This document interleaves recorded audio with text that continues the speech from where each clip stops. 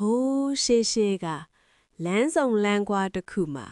ညတန်းကောင်ရန်ရောက်တိုင်းပေါ်လာတတ်တဲ့ဈေးတဲ့ဦးကြီးတစ်ယောက်ရှိရဲ့။သူကတခြားပစ္စည်းတွေကိုရောင်းတာမဟုတ်ဘူး။လူတွေရဲ့အရေးကိုဝယ်ပြီးကံကောင်းချင်းတွေကိုပြန်ရောင်းတာပါ။အဲ့ဒီရွာမှာမောင်လောဘဆိုတဲ့လူငယ်တစ်ယောက်ရှိရဲ့။သူကဘာလို့ရှုံးနေနေပြီးကန်ဆိုးလို့ကနေ့မှာတော့အဲ့ဒီဈေးတဲ့အိုးကြီးစီကိုရောက်သွားခဲ့တယ်။အဖို့ကျွန်တော်မှရောင်းစရာငွေကြေးမရှိဘူးလို့မောင်လောဘကဆိုတော့ဈေးတဲ့အိုးကြီးကခြောက်ချားဝယ်ရရေမောလိုက်ပြီး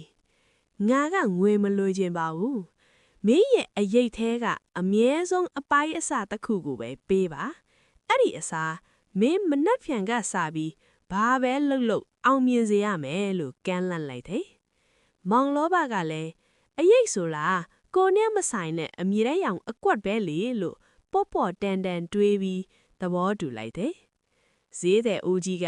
ကက်ကြီးအရှိကြီးတစ်ခုနဲ့မောင်လောဘရဲ့ချက်ထောက်အောက်ကအရေးကိုဖြက်ခနဲညှက်ယူလိုက်တယ်။နောက်နေ့ကစပြီးမောင်လောဘဟာတကယ်ပဲကံကောင်းလာတယ်။လမ်းလျှောက်ရင်ရွှေအိတ်ကောက်ရတယ်။စီးပွားရေးလုပ်ရင်လဲတဟုန်တော့အောင်မြင်လာတယ်။ဒါပေမဲ့ထူးဆန်းတာတစ်ခုကသူ့ရဲ့အရေးဟာတဖြည်းဖြည်းနဲ့တိုးလာတာကိုသူသတိထားမိလာတယ်။တညမှာတော့သူအိမ်မက်ရောင်ပြီးလန့်နိုးလာတယ်။မှန်ထဲမှာသူ့ကိုယ်သူကြည့်လိုက်တဲ့အခါသူ့မျက်နာကအရင်လိုမဟုတ်တော့ပဲတဖြည်းဖြည်းနဲ့ဖြော့တော့ပြီးပျောက်ကွယ်လူနီးပါချစ်နေတာကိုတွေ့လိုက်ရတယ်။အဲ့ဒီအချိန်မှာပဲသူ့အိမ်ရှိကနေကြောက်ခဲနဲ့တကားကိုလာခောက်တန်ကြားလိုက်ရတယ်။တောက်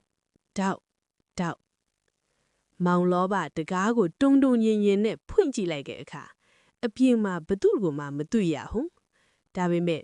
မြေကြီးပေါ်ကိုငုံကြည့်လိုက်တဲ့အခါမှာတော့သူအယမ်းကြောက်လန့်သွားကြရတယ်။ဘာလို့လဲဆိုတော့သူ့ရဲ့ချက်တော့အုပ်မှာရှိရမယ်အရေးက